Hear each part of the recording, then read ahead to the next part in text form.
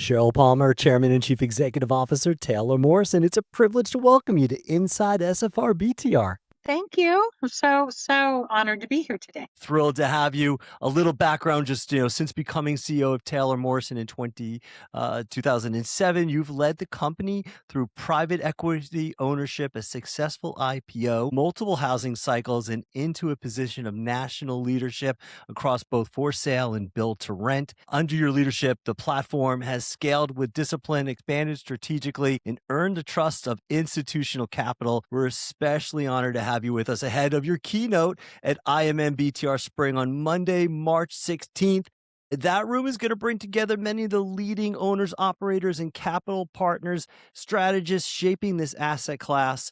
So today offers a preview of the clarity and conviction that you'll bring to the stage. So we're really excited to have you. Well, thank you so much. Like I said, I'm just humbled to be here and be able to talk about these really important topics. Well, let's begin with the broader market as a backdrop, right? So it's early 2026 here, has shown signs of improved traffic and sales pace for some builders. From your Yes. perspective, does the supply demand balance feel healthier this year? And how are you viewing the broader housing environment at this stage of the cycle? Yeah, it's such a good question because if I think about the first 8 weeks of the year, it's been volatile in a word. And I think about how we came into the year. I don't think there was high expectations. Somewhere in the middle of January, when the administration announced the billion of buybacks, that almost like flipped a switch. And it's hard to know exactly why. I think part of it is the average consumer thought rates were going to drop, and they did, but it was unfortunately only for a number of hours. I think some Mhm. of it was just people were ready, but since then, I would say it feels better. It's certainly not worse than what we saw last year, but it's not consistent yet. We're entering into a really important time. The spring selling season is typically when we see, a high percentage of the annual sales. So if we can continue with the momentum over these last few weeks, I think we'll see 2026 be even a better year than last year. And just how do you feel? How does that impact consumer confidence and affordability? Well, it's such an interesting point because what we really need is consumer to feel better about the world, about the macro. It doesn't matter if we're talking about just affordability, if it's home prices, if it's interest rates, if Mhm. it's incomes, insurance, cost of food. That is what has really been weighing on the average consumer. Certainly the first time buyer, they've been more impacted by just true affordability constraints and the ability to qualify to move in to homeownership or even rental, to be honest. But Mhm. I would say the first move up, the second move up, it's been more about should I, not can I. And I think the first time buyer has been more about can I, and then I can even think about should I. Well, switching gears here, it's been a bit of a busy launch of the year here in the SFR BTR space specifically. Yes. Let me ask you here, given the administration's executive order and the heightened policy attention on this asset class, in one word, how should executives in SFR and BTR be positioning themselves right now? Right now, huh? Right now.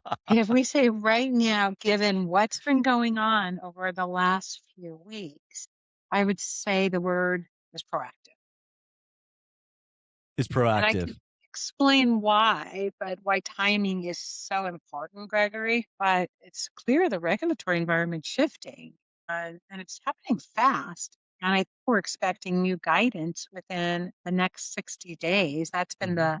That's been the mandate. And What's been so promised? yeah, so we can't just wait to hear the strategy. We need to get out in front of it because I think folks that can help create the definitions will win. I mean, there's so much scrutiny all of a sudden on antitrust and enforcement, and so I think everybody has to be proactive to tighten their own compliance before the risk escalates. I mean, as I sit here today, I'm sure we'll talk more about this at the conference. SFR is constrained certainly by what we're hearing. BTR has been generally carved out so far. We just have to make sure that continues. And I think lastly, capital will reallocate. and early movers that really know what's going on will gain the advantage. Is that signaling from the administration that BTR does have a purpose in contributing to our inventory shortage and it can contribute to affordability? I think so. And I think you know, the first mission was to make sure that everybody understood what these acronyms mean. And when Mhm. I look at, our brand with BTR, I mean, this is a single map. This is for purpose rent. And I think there's a lot more clarity around that. And so I think the policymakers have engaged to seek to understand this is an important asset class, and it's one that's here to stay. So dedicated rental communities, new Absolutely. construction. Dedicated rental communities always will be rental communities. And honestly, homeownership isn't for everybody. And in so many ways, some of these rental communities mirror homeownership. They're single family, they're detached. We refer to them as horizontal apartments, but they're private, they're gated, at least our communities are. Don't laugh, but they have backyards. And the most important amenity in our homes is the dog door, which really is equated with home ownership so often. Number one requested, right? Pets are becoming the new children, I hear. Absolutely. Well, let's talk a little bit about Taylor Morrison and how you've scaled Yardley and secured significant capital behind it. I mean, you have a phenomenal product. I mean, how has your view of BTR evolved from opportunistic product line to long-term strategic platform? And what have you learned about what truly makes a BTR community durable over time? Yeah, so it's such a great question because it is a long-term strategic platform. When we entered into the business many years ago, it was for the long term. And it was because, I mean, it wasn't an opportunistic in the moment because we needed more shelter. I mean, a Mm. business like ours is just way too big to turn on a dime. But I would tell you, we had some good luck and some great planning because we could have never really predicted how difficult the affordability challenges have gotten. And we always knew that there are those that rent for choice. It's for flexibility, right? We said since the beginning, Gregory, that with the introduction, that we believe it's a really important, sustainable component of the housing ecosystem for those that want a single family living experience with a backyard, but can't or don't want the burden of a mortgage. And I think the last thing I'd mention on that is just like any other real estate business, the strategy is always tied to what the consumer needs. And for us, it doesn't matter if it's our for rent, for our sale business. We really need to fundamentally understand how to meet their needs. And then this became such a natural piece for us. It's very consistent with our core competencies. We hunt land, we buy it, we develop it, we build it. But then instead of closing on a purchase agreement, we lease it out. It's interesting because one of the things don't know that I appreciated as much early on is just how valuable our entitlement experience would be. And even though you think about, resi versus commercial versus multifamily, having that breadth has been really helpful for us. And that's also part of your background, right? Yeah, I've had the opportunity to be in just about all sections of this industry, which has been a gift. When we go to obtain a vehicle, we lease or we own, and you having a similar option, right? People can purchase their homes or they can lease. Isn't that really where we're headed by providing choice to the consumer? No different than obtaining a vehicle. I mean, there's even platforms where you can co-share, right? There's platforms in housing where you can co-share your housing, right? There's other industries that this choice is demanded by the consumer. Well, I think that's the point, and it's such an important one. So I'm glad you're kind of double clicking on it because it is about understanding the consumer. Let's look at the millennials, let's look at the generation behind them. And then let's go to the opposite side. Because when I look at our communities, I would say they're almost half millennials and maybe now Zs and half boomers. And most of these boomers are doing this as a choice. They want the flexibility. It might be to travel. They tend to follow grandchildren. And I'd say the very same, for the very same reasons, flexibility is why we're seeing the same with millennials. When I look at the the incomes and their ability to buy, that's not the issue. This is not an affordability choice. Certainly, some rental programs are, but I couldn't agree more. It's our job to understand what the consumer needs and to provide viable housing options. And that can be in traditional multifamily, it can be in single family communities, it can be in our Yardley single maps. So really meeting the consumer at how we live today Right. That's right. and where they are in that life cycle journey, right? We have different products in BTR that complement the resident based upon where they are in their life cycle. The concept of, we build them and people come. I just That's not the consumer of today. They want Mhm, choice. They know what they want, and it has to meet life's needs. And it doesn't matter if we're talking geography, we're talking, the layout of the house, and equally the house or the unit, and mhm. equally it's about the quality of community because we're finding that most consumers are finding, and once again, this is not different in our rental as it is for our for sale business. Community is as or more important than the house itself. It's about the experience. It's Mhm. similar when we go to choose hospitality brands, right? When we travel. If we're celebrating, we're going to stay at a 5 star. If we're on the road, we want something quick and convenient, right? So That's right. there's choices, and that is what this as we mature as an asset class. I think we're really meeting again the consumer at the experience that they're looking for. Absolutely. And that's why this is not a point in time. It's going to continue to evolve and I think continue becoming even more, especially given some of the affordability constraints, even a more important asset class to the ecosystem. Well, this group is bullish on BTR. So let's talk a little bit Good. about institutional capital. As we scale into BTR, what will separate durable long term platforms from short term entrants over the next 5 years, particularly in a more disciplined capital environment? Yeah, that's a great question. Certainly think about what we've experienced with institutional capital and the in and out that we've seen over the last 24 months. I Mhm. think for us, it starts with our experience, our expertise as an in-house. And this is, I think, an important part of creating long-term platform value. So we don't use general contractors. This is not an easy construction business. I think that's why there was a lot of folks that were in it and then a lot of folks that got out of it very quickly. And I think back to when we first started, and it's part of why we first started in the business. We saw some of the mistakes that others were making, and honestly, that created opportunities for us. On the land side, I think geographic diversity is part of the long term platform.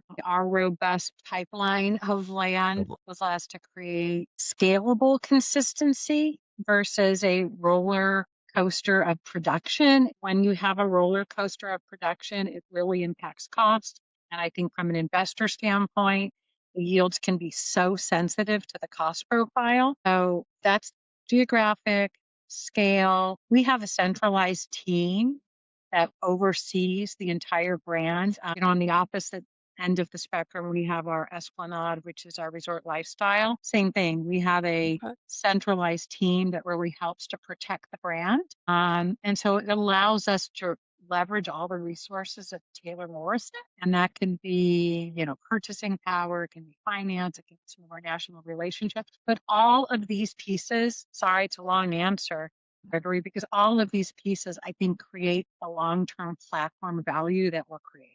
And they drive operational excellence. And that's Oh, what the for sure. consumer's looking for. For sure. I And mean, this to has me, been that's a table stakes. Again, just because that's common sense, it hasn't been common practice, right? This has been a fragmented mom and pop industry. And as we mature, we're now professionalizing it with brands like Taylor Morrison. Well, thank you. I appreciate that. And you're absolutely right. But at some level, it still is more of a mom and pop Uh, industry. We we know need the numbers. We know professional, the right? We metric. know the numbers. Uh, It's We know the numbers. it's misunderstood. People assume that institutional capital have such a Mhm. large percentage of the total holdings, and that's just not the case. Branding and professionalism matters. And that's, of course, for Taylor Morrison. This is just an incredible opportunity, really, to help professionalize this industry. Absolutely.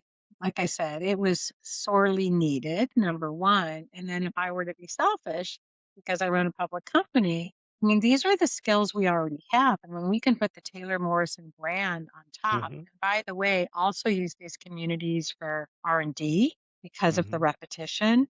Yep. Um, and most people that leave our rentals, they leave to buy. Something has changed in life.